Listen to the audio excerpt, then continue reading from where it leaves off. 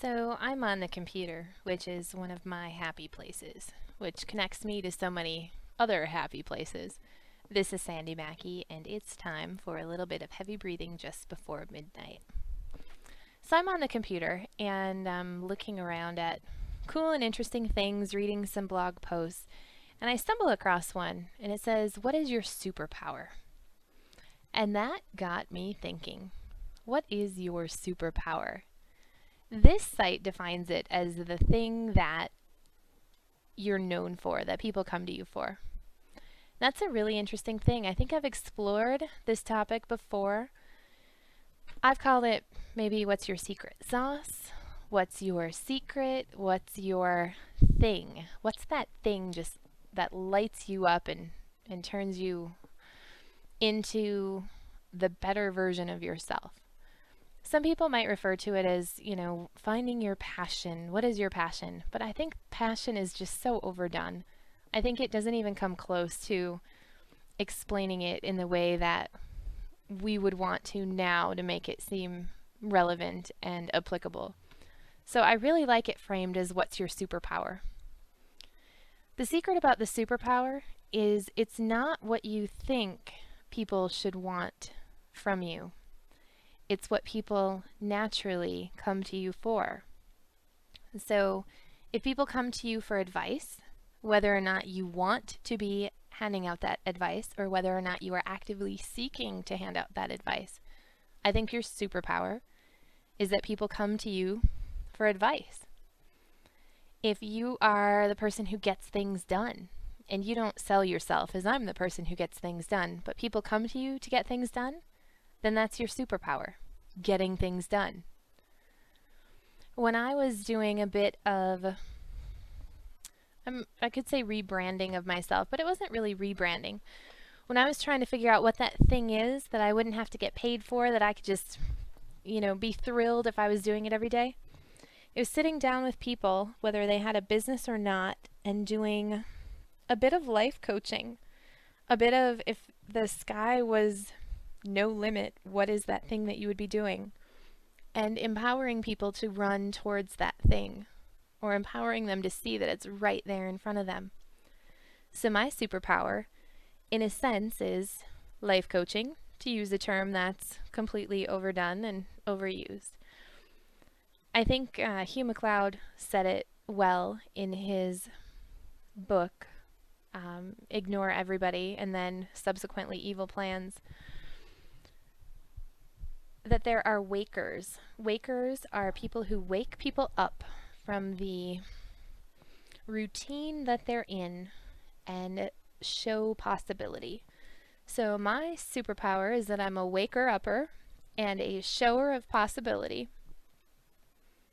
that hopefully gives people a kick in the pants to make things happen. I know we do a lot of discussing the personality types. My personality type is sort of a no-nonsense, let's go get it done, which can seem harsh at times to some people, especially those who would be the polar opposite of the kick in the pants kind of person. Yet the thing that people seem to come to me over and over again to find is that kick in the pants, that little bit of accountability, that what are you waiting for? Are you kidding? You just haven't done this yet? So I suppose if we want to take the example of a superhero, what is your superpower is also what attracts your kryptonite. So if you let people, they will show you how vulnerable your superpower makes you.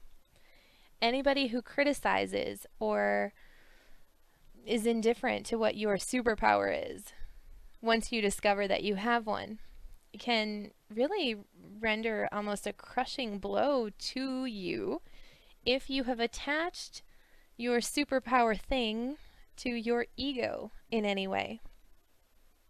So I don't know if it would be better to be continually unaware of what that thing is.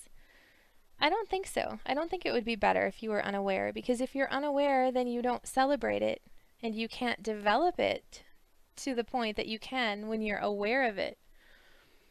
So it is your place of power, but it can also be your weakest point, depending on how much of that ego you let in and the types of conversations that you have around it. Does that mean that we should shy away from our special thing? Not a bit. Does that mean that every waking moment when we're alive, we embrace our power? No. I know some people that spend so much time trying to run away from their power that it just ends up kind of standing in front of them every chance it gets. That's not the best way to approach it. Not by a long shot. I know some people who come to realize what their superpower is, and then maybe they get a little too engrossed in developing the business plan around it or figuring out how to capitalize on it even more. And there's absolutely nothing wrong with that.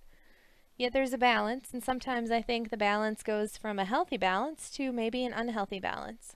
And probably that's the ego getting in the way, and then maybe a little bit of kryptonite sneaking in also. Because when you're not completely secure in your thing, that's when the kryptonite can come in, and then you might feel like you have to shore up your resources or really take a stand on things to make sure that it's protected. So I think your gift, which is also your superpower, which is that thing that you just do with such natural ability that people are compelled to come towards you to get a little piece of that can rub off in their lives. I think that's something to be celebrated. And I think entire websites should be dedicated to shouting about that thing that is your superpower, because I think that's awesome. My question for you is, what is your superpower? Have you pondered this? Not what is the thing that you love doing, but what is the thing that you are so exceptionally gifted at that everybody always comes to you for it. It doesn't have to be the thing that you do for work. It doesn't have to be the thing that you do for pleasure. But it should be that thing in you that you celebrate, because it helps to make you uniquely you, special, and a wonderful connection for everybody in your life to have.